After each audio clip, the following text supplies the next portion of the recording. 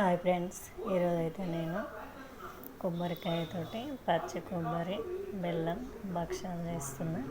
మనం ఇంట్లో దేవుడి దగ్గర కొట్టిన కొబ్బరికాయ ఉంటుంది కదా, దానితోటి వెరైటీగా భక్షాలు చేస్తున్నా. మనమైతే ఎప్పుడైతే శనగపప్పుతో చేసుకుంటాం, ఇప్పుడైతే నేను పచ్చి కొబ్బరి బెల్లంతో చేస్తున్నా. ముందుగా పచ్చి కొబ్బరి బెల్లం కచ్చపచ్చగా రుబ్బుకోవాలి.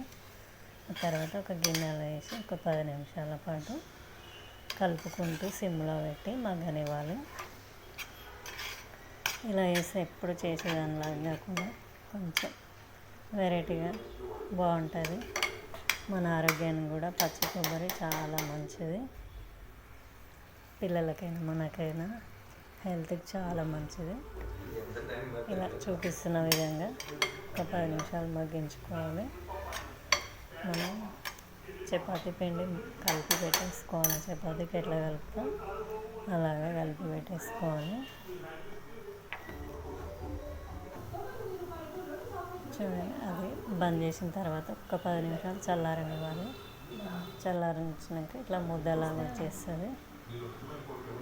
ఇప్పుడు సేమ్ మనం భక్షాలు ఎట్లా వేస్తాం అట్లనే చపాతీ పిండి లేదంటే మైదా పిండి రెండు సగం సగం అయినా తీసుకోవచ్చు. నేనైతే ఇక్కడ చపాతీ పిండి తీసుకున్న గోధుమ పిండి. చూపిస్తున్న విధంగా భక్షాలు నెయ్యితో కానీ నూనెతో కానీ ఇలా చేసుకోవాలి. సింపుల్గా తొందరగా రెడీ అయిపోతుంది. అన్నీ రెడీ ఉంచుకుంటే చూపిస్తున్న విధంగా ఇట్లా చేసేసుకోవాలి. దేవుడి దగ్గర కొట్టిన కొబ్బరికాయలు ఏం చేయాలని మనం తీసుకుంటాం. పాలు, పచ్చి పాలైనా తీసుకొని తాగవచ్చు. పిల్లలకైనా మనకైనా ఇలా స్వీట్ అయినా వెరైటీగా వేసుకోవచ్చు.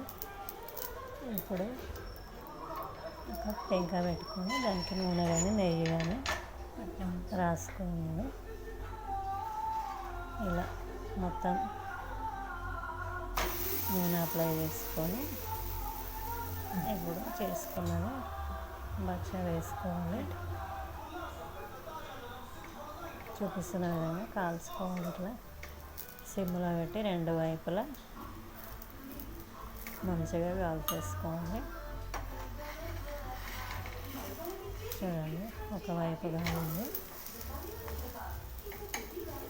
మంచి బ్రౌన్ కలర్ వచ్చేంతసేపు కాల్చుకోవాలి. రెండు వైపులా ఇదే విధంగా కాల్చేసుకోవాలి. చూడండి, సింపుల్గా రెడీ అయిపోయినాయి. చాలా బాగుంటుంది, చాలా టేస్టీగా ఉంటాయి. ఆరోగ్యానికి కూడా చాలా మంచిది. చూడండి, మెత్తగా సాఫ్ట్గా ఎంత స్మూత్గా ఉందో. మనకైతే ఎప్పుడు ఒకేలా కాకుండా ఇలా చేసుకుంటే చాలా బాగా తినముందుతుంది. నచ్చితే లైక్ చేయండి. బాయ్.